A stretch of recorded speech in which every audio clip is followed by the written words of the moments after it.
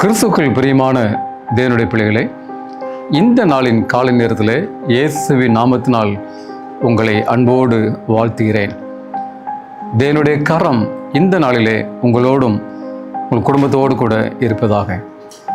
இன்றைய ஜீவ வார்த்தையாக 1 ராஜாக்களின் புத்தகம் 12வது அதிகாரம் வசனம் 5 வாசிக்கிறேன். நன்றாய் கவனிங்கள். தாவீது ஏத்தியனாய உரியாவின் சங்கதி ஒன்று தவிர கர்த்தர் தனக்கு கட்டளையிட்டதிலே தன் உயிரோடு இந்த நாளெல்லாம் ஒன்றையும் விலகாமல் அவர் பார்வைக்கு செம்மையானதை செய்து வந்தான். எனக்கு பிரியமான தேவனுடைய பிள்ளைகளே, ஒரு அருமையான ஜீவ வார்த்தை நான் வாசிக்க கேட்டோம்.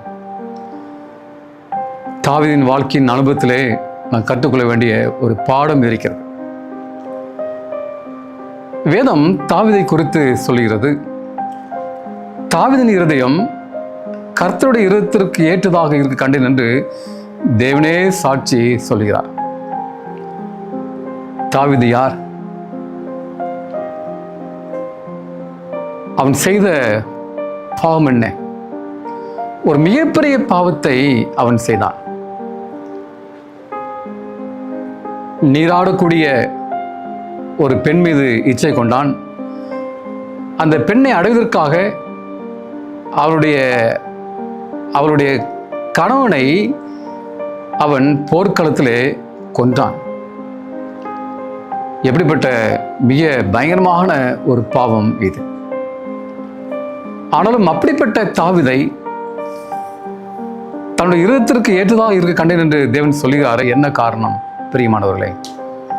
நாம் சிந்தித்து பார்க்க வேண்டும். வேதம் சொல்கிறது, இந்த உரியாவின் சங்கதி தவிர வேற எந்த பாவமும் அவன் செய்யவில்லை.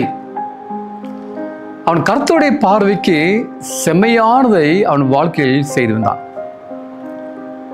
அவனுடைய வாழ்க்கையில ஒரே ஒரு பாவம்.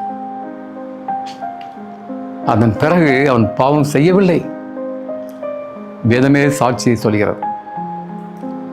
அவன் கர்த்தருடைய பார்வைக்கு செம்மையானதை செய்தான். செம்மையானதை பேசினான். அவன் ராஜாவாக ஆட்சி செய்த காலத்தில் மக்களுக்கு வேண்டிய எல்லா காரியங்களை ஆண்டவருடைய பார்வைக்கு அவன் பிரியமாய் செய்தான். எதற்கெடுத்தாலும் ஜெபம் செய்தான். எதற்கெடுத்தாலும் தேவனிடம் கேட்டு விசாரித்து அவன் தன் வாழ்க்கையை நடத்தினான். பிரியமான தேவனுடைய பிள்ளைகளே, சிந்தித்து பாருங்கள். அன்பான தேவனுடைய ஜனமே, நம்முடைய வாழ்க்கையில நாம் எதை செய்தாலும், எதை பேசினாலும், எதை சிந்தித்தாலும் நாம் தேவனுடைய பார்வைக்கு பிரியமாய் நாம் செய்ய வேண்டும். அவருடைய சித்தத்தை அறிந்து நாம் செய்ய வேண்டும். நாம் குடும்பத்தை நடத்தக்கூடிய விதமாக இருக்கட்டும், பிள்ளைகளை வளர்க்கக்கூடிய விதமாக இருக்கட்டும், நாம் செய்கிற பணிகள் எல்லாவற்றையும் ஆண்டவருடைய பார்வைக்கு நாம் பிரியமாய் அருமையாய் நாம் செய்ய வேண்டும். பிரியமானவர்களே, இந்த உலகம் நம்மை பாராட்ட வேண்டும் என்பதற்காக அல்ல, மனுஷன் நம்மை பாராட்ட வேண்டும் என்பதற்காக அல்ல. தேவன் நம்மை காண்கிறார். நம்முடைய வாழ்க்கை முறை, நம்முடைய வாழ்க்கையின் அனுபவம் எல்லாம் ஆண்டவருக்கு பிரியமாய், அவருக்கு அருமையாய் காணப்பட வேண்டும். பிரியமான தேவனுடைய பிள்ளைகளே, அப்பதான் ஆண்டவருடைய பார்வையிலே நான் விலையேறப்பெற்றதாக இருப்போம். அவருடைய இருதயத்திற்கு ஏற்றதாக நாம் காணப்படுவோம். பிரியமான தேவனுடைய பிள்ளைகளே, இதனாலே ஆண்டவர் நமக்கு தரக்கூடிய செய்தி மனுஷனுக்காக அல்ல, நம் ஆண்டவருக்கு பிரியமாய், அவருடைய பார்வைக்கு பிரியமாய் நான் வாழ்வோம். அப்போது நிச்சயமாய் ஆண்டு நம்மை அதிகமாய் ஆசீர்வதிப்பாராக. நம் கண்களை மூடி ஜெபம் செய்வோம். எங்களை அதிகமாய் நேசிக்கிற அன்பின் பரமபிதாவே, இந்த காலை வேளைக்கு சோதரம் அப்பா, இந்த செய்தி கேட்டு நம்முடைய பிள்ளைகளை ஆண்டவரே ஆசீர்வதிங்க. ஆண்டவரே,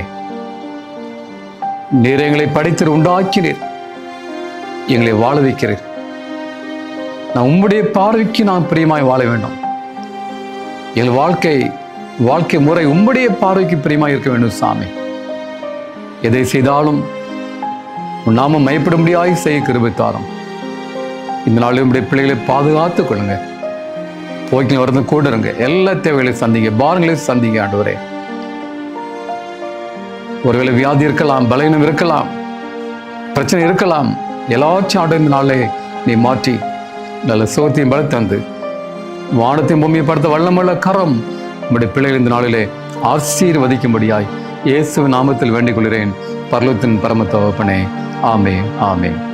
கர்த்தருடைய ஆசீர்வாதம் உங்களோடு கூட இருப்பதாக. ஆமென்.